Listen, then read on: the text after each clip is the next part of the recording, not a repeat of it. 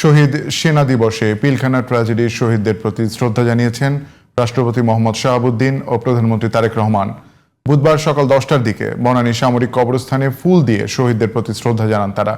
পরে শহীদদের আত্মার মাগফিরাত কামনায় বিশেষ মোনাজাত করা হয়। এরপর বিএনপির পক্ষ থেকে শ্রদ্ধা জানান দলের মহাসচিব ও এলজিআরডি মন্ত্রী মির্জা ফখরুল ইসলাম আলমগীর। এ সময় সাংবাদিকদের তিনি বলেন, দেশের নিরাপত্তা ব্যবস্থা ধ্বংস করতেই বিডিআর হত্যাকাণ্ড সংঘটিত হয়েছিল। এর আগে স্বরাষ্ট্রমন্ত্রী সালাউদ্দিন আহমদ বলেন, বিডিআর হত্যাকাণ্ড তদন্তে নতুন করে কোনো কমিশন গঠন করা হবে না, জাতীয় কমিশনের রিপোর্টই বাস্তবায়নের উদ্যোগ নেওয়া হবে। সাজ্জাদ হোসাইনের রিপোর্ট। পিলখানা ট্র্যাজেডিতে নিহত সশস্ত্র বাহিনীর সদস্যদের প্রতি এবারই প্রথম সশরীরে শ্রদ্ধা জানানো হয় রাষ্ট্রপতি ও প্রধানমন্ত্রীর পক্ষ থেকে। সকাল 10টার কিছু পরে বনানী সামরিক কবরস্থানে শহীদ স্মৃতি স্তম্ভস্থলে একসাথে প্রবেশ করেন রাষ্ট্রপ্রধান ও সরকার প্রধান। প্রথমে শহীদদের ফুল দিয়ে শ্রদ্ধা জানান রাষ্ট্রপতি মোহাম্মদ শাহাবুদ্দিন। এরপর কিছু সময় নীরবে দাঁড়িয়ে থাকেন তিনি। এরপর বিডিআর হত্যাকাণ্ডে শহীদদের প্রতি শ্রদ্ধা জানিয়ে পুষ্পস্তবক অর্পণ করেন প্রধানমন্ত্রী তারেক রহমান। শহীদদের স্মরণ করে নীরবে দাঁড়িয়ে থাকেন তিনি। এ সময় শহীদদের আত্মার মাগফিরাত কামনায় বিশেষ মোনাজাত করা হয়। অংশ নেন শহীদ পরিবারের সদস্যরাও। সকলের উপর আপনার খাস রহমতের ছায়া বিস্তার করে দিন। শ্রদ্ধা জানানো হয় স্বরাষ্ট্রমন্ত্রী, 3 বাহিনী প্রধান সহ সশস্ত্র বাহিনী বিভাগের পক্ষ থেকে।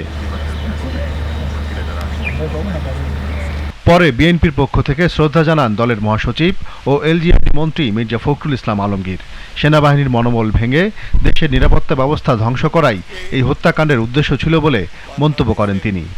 চৌকস 57 জন সেনা কর্মকর্তাকে হত্যা করে বাংলাদেশ সেনাবাহিনীর যে মনোবল এবং একই সঙ্গে বাংলাদেশের যে মনোবল সেটাকে ভেঙে দেওয়ার জন্য একটা গভীর চক্রান্ত হয়েছিল। যে বাংলাদেশ জাতীয়তাবাদী দল অতীতের মতো একইভাবে তার যে মূল লক্ষ্য বাংলাদেশকে একটা গণতান্ত্রিক রাষ্ট্রে পরিণত করা এবং একই সঙ্গে স্বাধীনতা থেকে পুরোপুরিভাবে সংগত করা এবং এই জঘন্য হত্যাকাণ্ডের একটা নিরপেক্ষ একটা তদন্ত করে দায়ী ব্যক্তিদের এবং শক্তিদেরকে আপনার আইনের আওতায় নিয়ে আসা এবং তাদের শাস্তিকে নিশ্চিত করা। এর আগে স্বরাষ্ট্রমন্ত্রী বলেন, নতুন করে নয়, অন্তর্বর্তী সরকারের সময় গঠিত তদন্ত কমিশনের সুপারিশই বাস্তবায়ন করবে বর্তমান সরকার। আমরা নতুন করে কোনো তদন্ত কমিশন করব না, যেহেতু জাতীয় একটা স্বাধীন তদন্ত কমিশন গঠিত হয়েছে এবং তারা দক্ষ উপযুক্ত ব্যক্তিদের দ্বারাই গঠিত হয়েছিল। সেই সুপারিশমালা অনেকগুলো বাস্তবায়নাধীন, আর বিচারাধীন যেই মামলাগুলো আছে, কিছু আপিল পর্যায়ে আছে, কিছু অ্যাপিলেট ডিভিশনও হয়তো আছে। এই জুডিশিয়াল প্রসেসটা সমাপ্ত করা হবে। আর অন্যান্য যে সমস্ত রিকমেন্ডেশনস আছে এগুলো আমরা ধাপে ধাপে বাস্তবায়ন করব ইনশাআল্লাহ।